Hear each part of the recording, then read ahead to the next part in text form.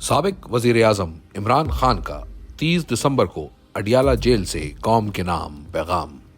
مجھے اللہ پر پورا یقین ہے کہ 2025 اس قوم کے لیے حقیقی آزادی کا سال ہوگا۔ رجیم چینج کے بعد ملکی معیشت تباہ ہو کر رہ گئی ہے، کاروبار بند ہو رہے ہیں اور نیا سرمایہ آنے کے بجائے صنعت کار اپنی انویسٹمنٹ نکال رہے ہیں۔ معاشی ترقی کے لیے سرمایہ کاری کی ضرورت ہوتی ہے۔ معیشت کی اس بدحالی کی 4 بنیادی وجوہات ہیں۔ نمبر 1، ملک میں قانون کی حکمرانی یعنی رول آف لا کا خاتمہ۔ ملٹری کورٹ سے سویلینز اور سیاسی قیدیوں کو سزائیں دلوا کر سپریم کورٹ کے آئینی بینچ نے اپنا منہ کالا کیا ہے۔ ملٹری کورٹس اور آئینی بینچ بنا کر ملک سے رول آف لا کا خاتمہ کر دیا گیا ہے۔ اس سے ہمارا GSP+ اسٹیٹس بھی خطرے میں پڑ گیا ہے۔ ملٹری کورٹس کی سزاؤں کے بعد پاکستان میں قانون کی حکمرانی کا مکمل طور پر خاتمہ ہو چکا ہے اور اب بیرونی سرمایہ کاری ایک خواب ہے، کیونکہ جس ملک میں قانون کی حکمرانی کا جنازہ اٹھایا جا چکا ہو وہاں کوئی سرمایہ کاری کرنے کو تیار نہیں ہوتا۔ آپ دباؤ کے ذریعے وقتی طور پر دکھاوے کا استحکام تو لا سکتے ہیں، مگر جب تک ملک میں سرمایہ کاری نہیں آتی اور عوام کا حکومت پر اعتماد بحال نہیں ہوتا، بے روزگاری اور معاشی بدحالی کو روکا نہیں جا سکتا۔ ملک کی معاشی ترقی کا ایک ہی بنیادی ستون ہے جو اندرونی اور بیرونی سرمایہ کاری ہے۔ نمبر 2، انٹرنیٹ کی بندش۔ تحریک انصاف کو کرش کرنے کی کوشش کرتے ہوئے ملک کی IT کی معیشت کو بری طرح متاثر کر دیا گیا ہے۔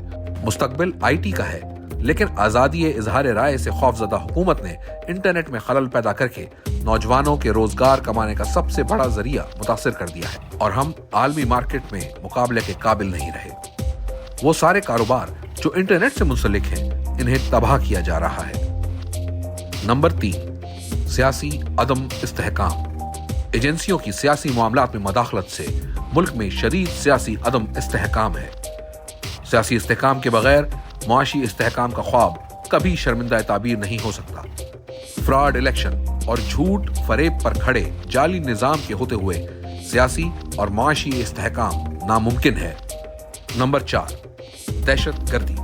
خیبر پختونخوا اور بلوچستان میں ایک مرتبہ پھر دہشت گردی میں بے پناہ اضافے کی وجہ سے معیشت کی بحالی ممکن نہیں ہے۔ میں 20 سال سے کہہ رہا ہوں کہ ملٹری آپریشن مسائل کا حل نہیں۔ آپ کو دہشت گردی کے مسئلے کو حل کرنے کے لیے دیر پا سیاسی حل نکالنا ہوگا، ورنہ دہشت گردی کے ناسور کا جڑ سے خاتمہ ناممکن ہے۔ مجھے افسوس ہے کہ DG ISPR نے اپنی پریس کانفرنس میں دھڑلے سے جھوٹ بولا ہے۔ کالعدم TTP کے لوگوں کی دوبارہ آباد کاری کی تجویز خود جنرل باجوہ نے تحریک انصاف دور میں کابینہ کے سامنے پیش کی تھی، جس پر مراد سعید، نور الحق قادری اور قبائلی علاقوں اور مالاکنڈ سے تعلق رکھنے والے اراکین اسمبلی نے اس کی شدید مخالفت کی تھی۔ ہم نے اس وقت بھی کہا تھا کہ مقامی آبادی کو اعتماد میں لیے بغیر اٹھائے جانے والا کوئی بھی قدم دیر پا حل کی طرف نہیں لے جائے گا۔ کابینہ کے بعد اس وقت کی اپوزیشن کو بھی فوج اور سیکیورٹی ایجنسیوں کی طرف سے بریفنگ دی گئی تھی۔ ہماری حکومت کے خاتمے کے بعد PDM حکومت کو بریف کیا گیا تھا۔ اکتوبر 2021 میں جنرل فیض کا تبادلہ ہو گیا اور اس کے بعد کبھی یہ معاملہ ہمارے سامنے نہیں اٹھایا گیا، نہ اس پر ہمارے دور میں عمل ہوا۔ اگر آباد کاری سے ہی دہشت گردی میں اضافہ ہوا ہے تو مغربی بارڈر کے پار بمباری کیوں کی جا رہی ہے؟ بلوچستان میں دہشت گردی میں مسلسل اضافے کی وجہ سے حالات قابو سے باہر ہیں۔ اس کا ذمہ دار کون ہے؟ کنویں سے پانی نکالتے رہنے سے کوئی فائدہ نہیں ہوگا۔ مستقل حل کے لیے اپنی کوتاہیوں اور ناکام پالیسیوں کا نہ صرف اعتراف کرنا ہوگا بلکہ تصحیح بھی کرنا ہوگی۔ ISPR کو جواب تو ملٹری کورٹس پر بھی دینا چاہیے۔ کون سا قانون آپ کو جج، جوری اور خود ہی جلاد بننے کی اجازت دیتا ہے؟ ملٹری کورٹس کے ٹرائل شفافیت پر مبنی نہیں ہوتے۔ ہمارے 2 مطالبات بالکل جائز اور فوری عمل درآمد کے لیے ہیں۔ 26ویں آئینی ترمیم کو ہم نے اس لیے فوری مطالبات کا حصہ نہیں بنایا کیونکہ وہ طویل کام ہے۔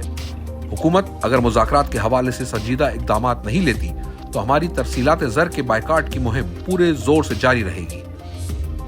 نواز شریف اب صرف سیاست کا 12واں کھلاڑی ہے۔ 9 مئی ایک پری پلان آپریشن تھا جس کی وجہ سے تمام مقامات کی CCTV فوٹیج جان بوجھ کر غائب کی گئی۔ مجھے 9 مئی کو کالر سے پکڑ کر ڈنڈے مار کر اور گھسیٹ کر اسلام آباد ہائی کورٹ سے اغوا ہی اس لیے کیا گیا تھا کہ عوام رد عمل دیں۔ اس دن بھی ہمارے 25 لوگ شہید، سینکڑوں زخمی اور 4 لوگوں کو اپاہج کیا گیا۔ ہم پر ہی ظلم کر کے ہمارے ہی خلاف جھوٹے مقدمے بنا لیے گئے اور 10,000 کارکنان کو جیلوں میں بھر دیا گیا، جس کے بعد لوگوں پر تحریک انصاف کو چھوڑنے کے لیے دباؤ ڈالا گیا، اور اس کا مقصد صرف اور صرف لندن معاہدے کے تحت تحریک انصاف کو کچلنا تھا، کیونکہ جن لوگوں نے تحریک انصاف چھوڑ دی ان پر آپ نے مقدمات کا خاتمہ کر دیا۔ اس لیے اس واقعے پر شفاف اور آزاد جوڈیشل کمیشن کا قیام بہت اہم ہے۔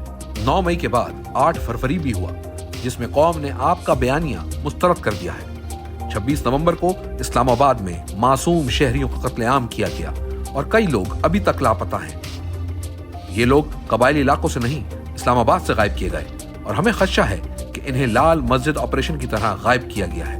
اس لیے آزاد جوڈیشل کمیشن بہت ضروری ہے۔